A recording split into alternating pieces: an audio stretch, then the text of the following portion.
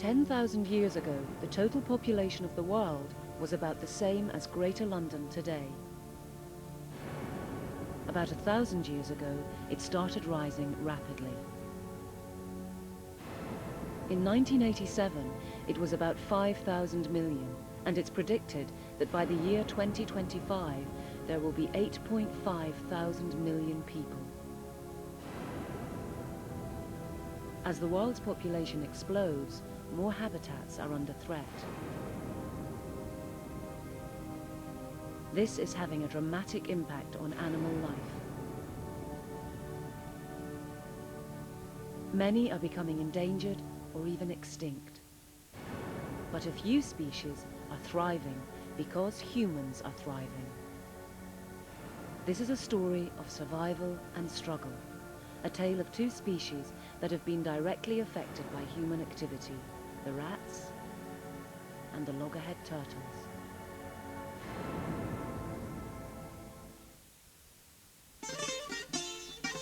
Zakynthos, a gorgeous Greek island in the Mediterranean, a tiny piece of paradise with under 40,000 inhabitants. The island sits off the western side of Greece and is one of the most important nesting areas for the rare loggerhead turtles. Turtles have adapted to live here because of the abundance of food, warm waters and soft rolling beaches, the perfect place to nest during summer months. Their favourite place for nesting is on the southern coast of the island, Lagunus Bay. The loggerhead turtles like to bask in shallow water, and with their bulky jaws, they are able to crush the shells of giant clams and feed on jellyfish. Most of their life is spent in water, apart from when females come ashore to nest.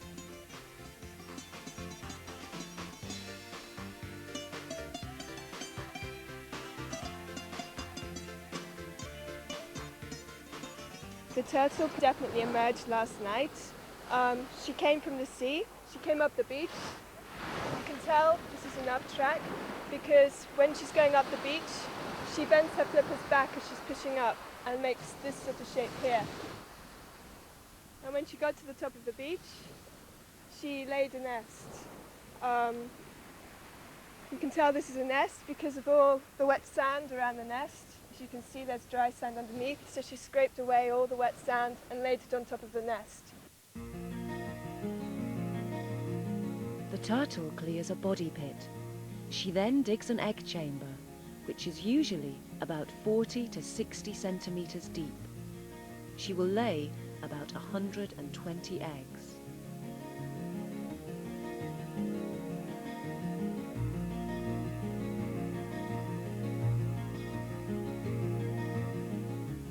The sloping beach allows the turtle to glide easily along the sand.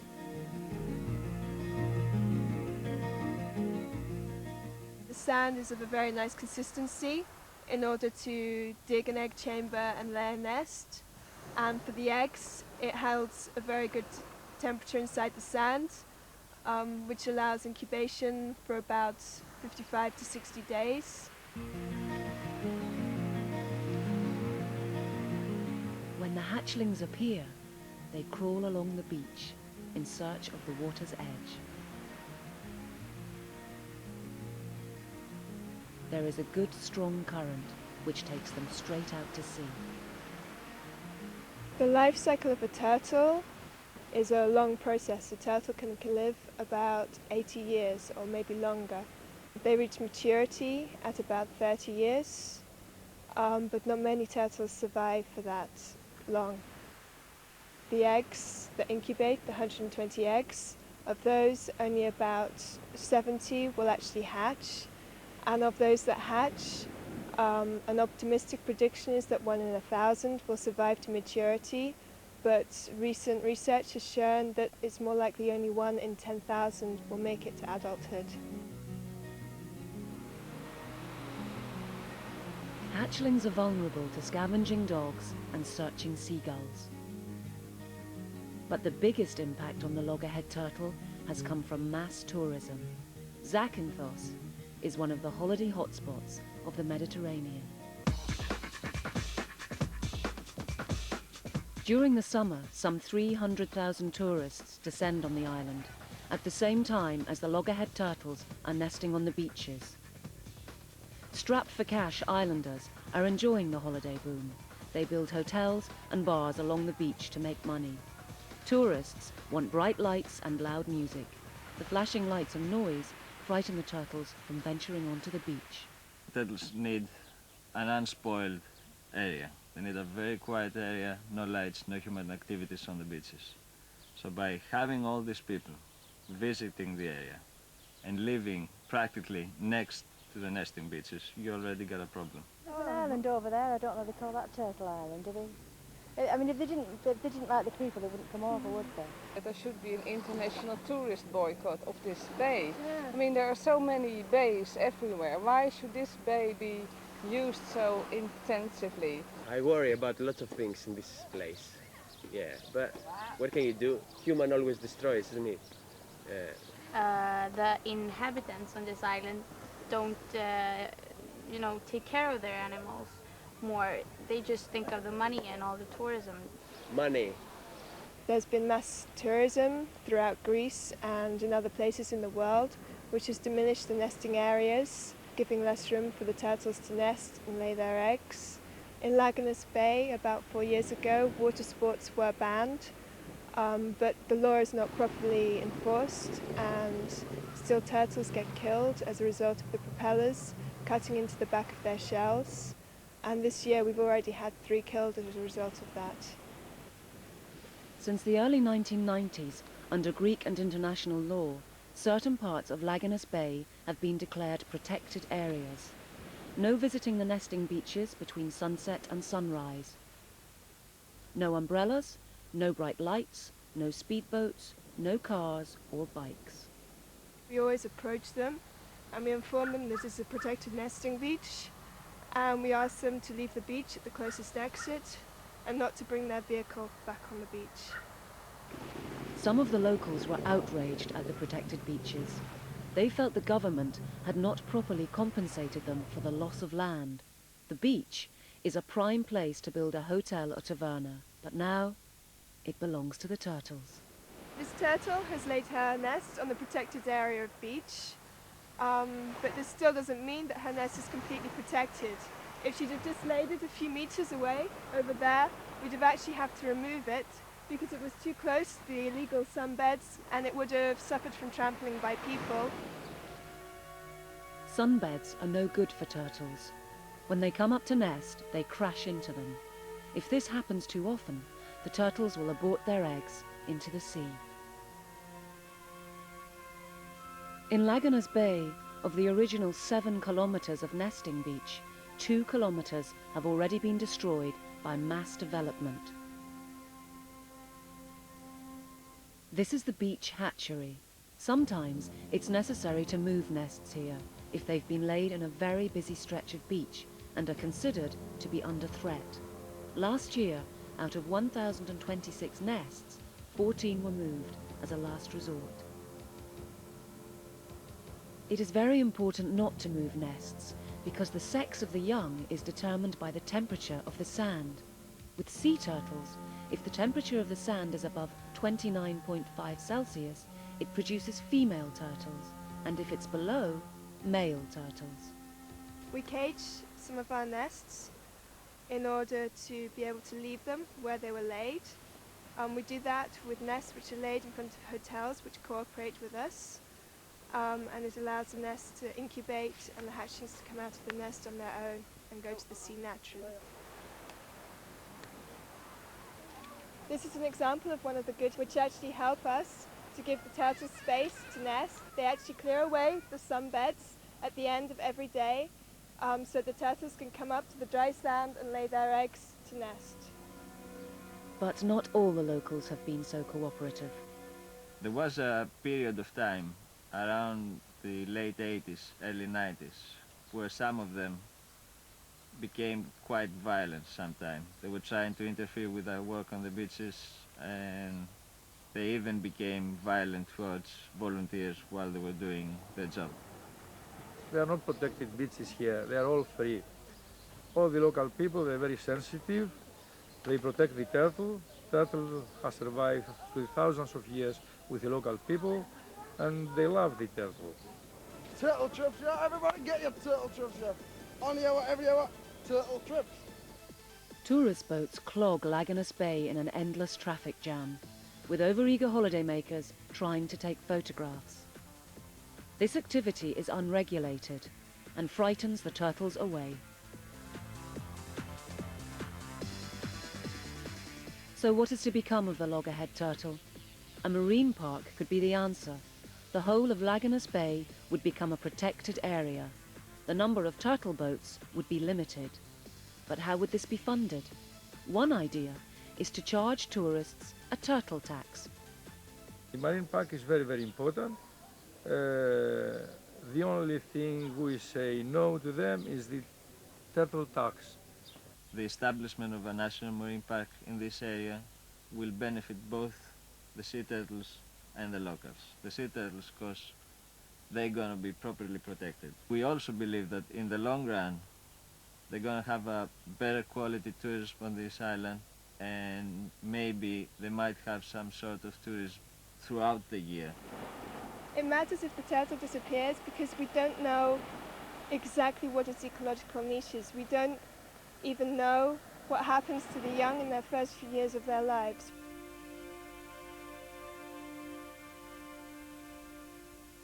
Whatever happens, we're going to be here in the future, in 20 years, 50 years time, whatever, still doing whatever we can to protect this area and the sea turtles who are nesting in this area.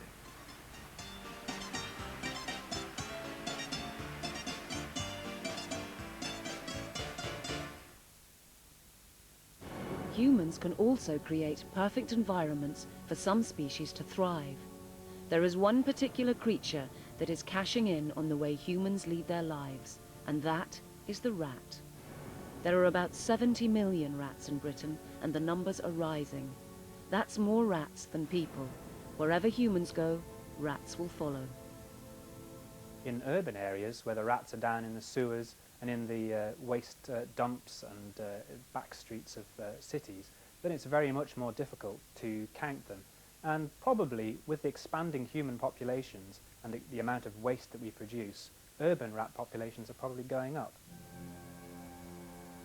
The rat is successful for several reasons. It can eat anything and live anywhere. The rat is an acrobat. Its long tail allows it to balance and climb into a variety of nooks and crannies in search of food and shelter. The rat has very few predators and is becoming increasingly resistant to many poisons. One of the main reasons why rat populations are so successful and why rats have become so abundant is simply that they're such fast breeders. Young rats can mature at a very early age. They're ready to breed at about 3 or 4 months old.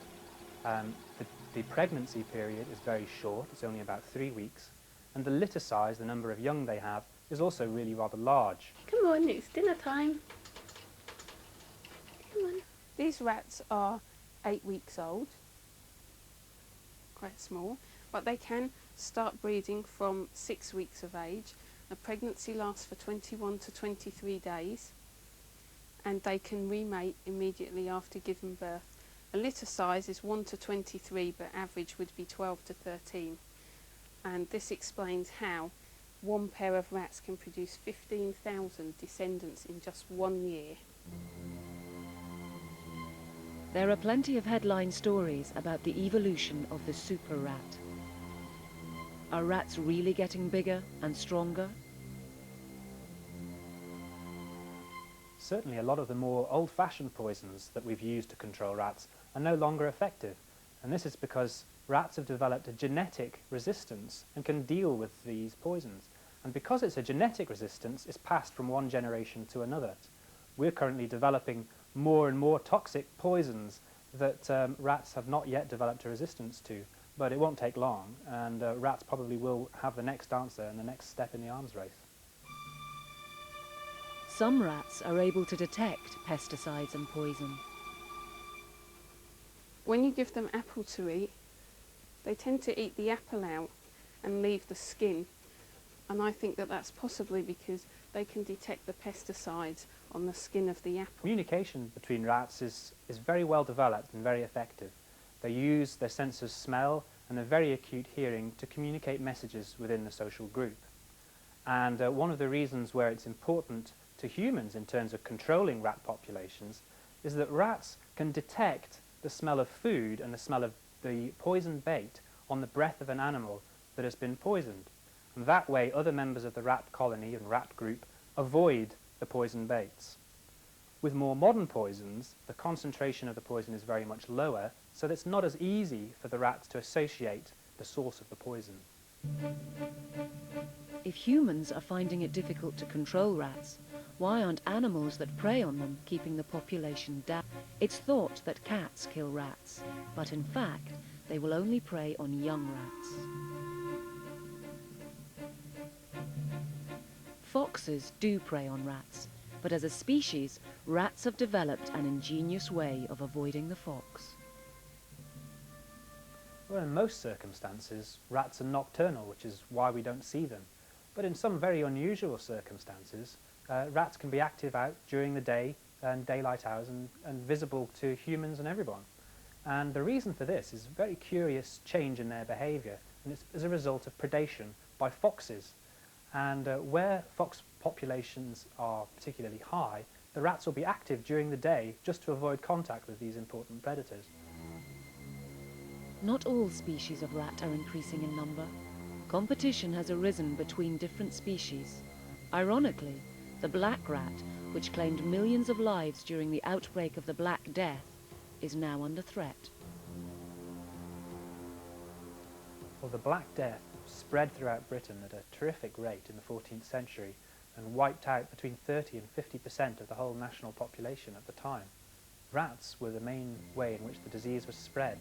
But strangely enough, it's not the rat that actually carries the disease, it's the fleas that the rats carry. And when the fleas make that leap between the rats and humans, then the humans caught the disease. The black rat, which is one of our rarest mammals now, used to be the most abundant rat in Britain. It's lived here for a lot longer. It arrived probably in the 3rd or 4th century and has lived in every urban situation since then. In the 18th century, the brown rat arrived. It probably arrived on shipping from Russia and has spread throughout the whole of the British Isles now, living in urban areas but also out in the wider countryside. And the brown rat is a much superior competitor to the black rat. It's a more aggressive animal, it's a more intelligent animal, it's more suspicious, and it's not as likely to be trapped or poisoned as the black rat. But the key reason to its success is the fact that it's more adaptable. In the struggle for survival, the brown rats are succeeding. They are multi-skilled and can adapt to any environment humans create, despite attempts to eradicate them. As more habitats are destroyed by humans and many species disappear, the one creature that is never likely to be on the endangered list is the brown rat.